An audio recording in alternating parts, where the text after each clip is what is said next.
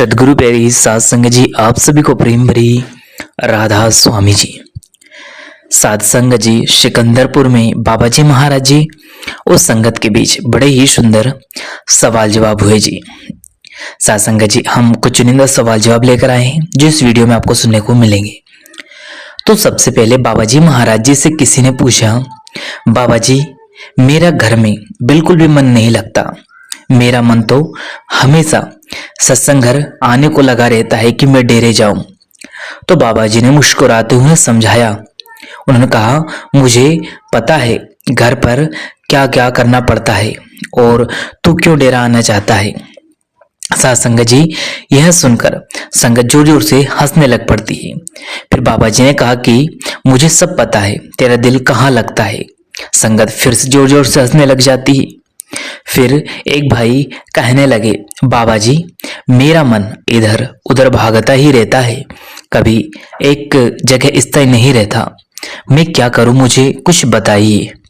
तो बाबा जी महाराज जी ने उन्हें समझाते हुए कहा, देखो भाई, मन में कितनी ताकत है या नहीं ये हमारे ऊपर है।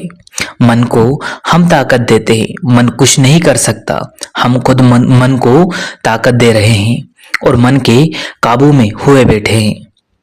उस परमपिता परमात्मा ने हमें विवेक की ताकत दे रखी है। हम समझ सकते हैं क्या अच्छा है और क्या बुरा है। हमें सोच समझकर हर एक कदम को रखना है, क्योंकि जो भी करेंगे उसका बोझ हमारे ऊपर जरूर होगा।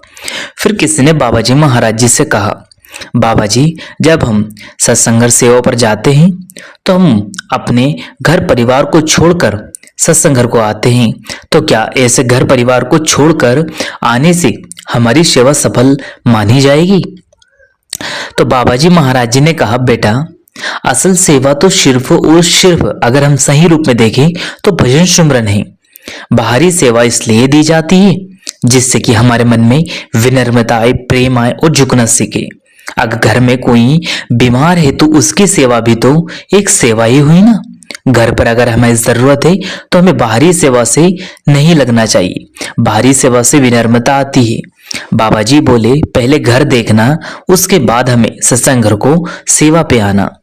फिर किसी ने बाबा जी महाराज जी से कहा, बाबा जी परमपिता परमात्मा से क्या मांगना चाहिए। तो बाबा जी ने समझाया, बेटा मालिक से मांगे तो तब तक जब तक मालिक को पता ना हो। मालिक को तो सब पता है हमारे लिए क्या सही और क्या बुरा है।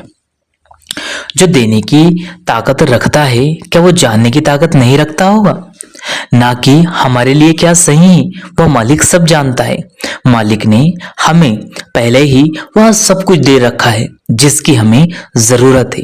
अब हमें अगर कोई जरूरी काम है तो वह है दिए हुए की कद्र करना और उस परमपिता परमात्मा का हर एक श्वास में शुक्र करना।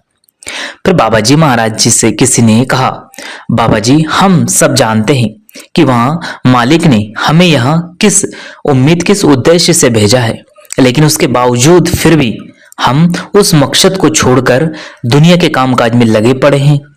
इंसान कदर क्यों नहीं कर पाता बाबा जी, मुझे समझाइए। तो बाबा जी ने कहा, बेटा जब हम दुनिया के खेल तमाशे देखते हैं तो हमारा मन भी इन खेल तमाशों को देखकर प्रभावित हो जाता है और इसी में लगा रहता है और इसके देखकर मन भटक जाता है।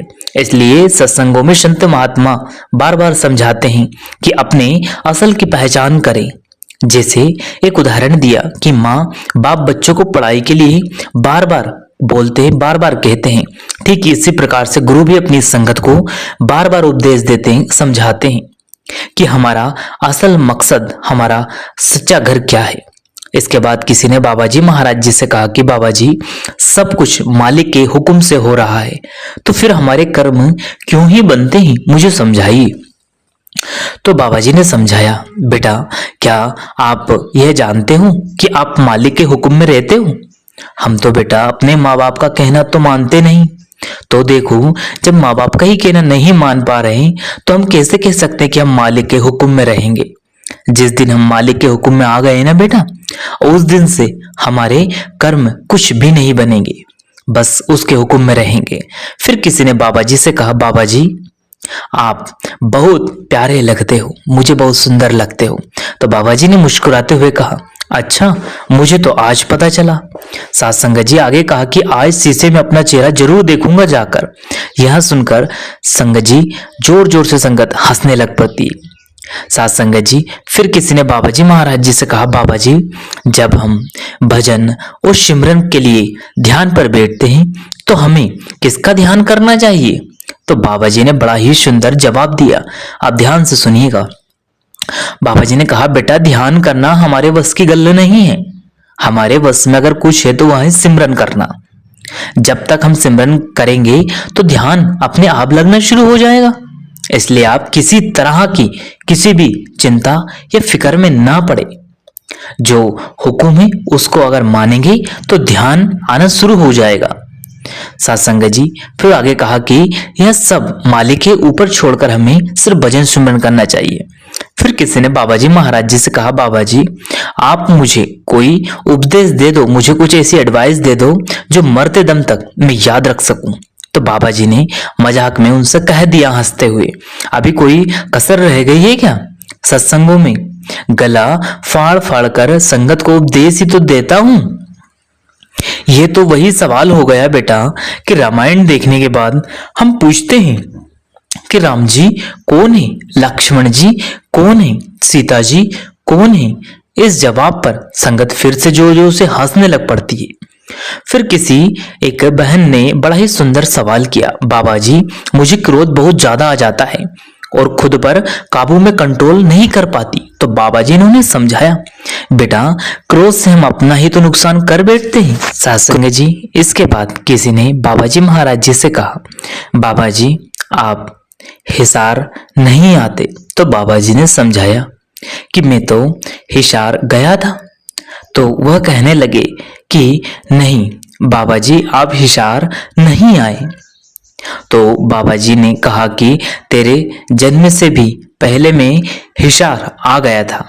इस बात को सुनकर पांडाल में बैठी हुई संगत जोर जोर से हंसने लग पड़ जाती है। फिर आगे वह लड़की कहने लगी, बाबा जी आप मोहाली आए थे लेकिन आपने दर्शन नहीं दिए। तो बाबा जी ने मजाक में कह दिया कि तू तो मेरी जासूसी कर रही है आज। इस पर भी यह सुनकर संगत और वह लड़की जोर जोर से हंसने लग पड़ती है। फिर बाबा जी ने मुस्कुराते हुए कहा कि बेटा मैं नहीं आया तो क्या हुआ, मेरा हेलीकॉप्टर तो आया था, तूने देखा ही होगा इंस्टाग्राम पर। आजकल एक पंखे वाले बाबा की रील बड़ी मशहूर हो रही है। ये सुनकर संगत बहुत जोर जोर से हंसने लग पड़ती है। फिर एक लड़की बाबा जी से पूछने लगती है कि बाबा जी जब आप अंदर से दर्शन दोगे तो मैं आपसे बहुत सारी बातें करूंगी। बाबा जी ने मुस्कुराते हुए उनसे कहा, बेटा मैंने कोई बात नहीं करनी, मेरे साथ तो बस भजन सिमरन ही करना पड़ेगा। अब तू सोच ले, तुझे जब अंदर से बात करनी पड़ी तो भजन सिमरन के अलावा कुछ नहीं मिलने वाला। तुम बहनों को ये बातें खत्म होती ही नहीं। इस जवाब पर संगत फिर से जोर जोर से हंसने लगती है। फिर वह लड़की आगे कहने लगती है कि बाबा जी आखिरी समय में आप ही मुझे लेने आना, मैं हमेशा आपको याद करती रहती हूँ।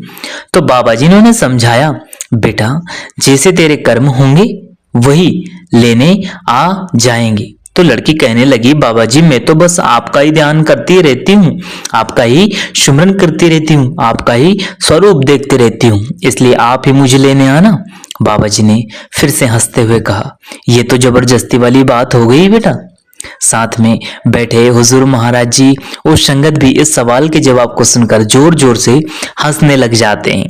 फिर आखिर में किसी ने बाबा जी महाराज जी से कहा, बाबा जी मेरा मन भजन सिमरन करने को बहुत होता है लेकिन कभी कभार मैं भजन सिमरन में नहीं बैठ पाता हूँ, तो क्या बाबा जी अगर हम भजन सिमरन किसी दिन नहीं कर पाए तो यह ठीक है?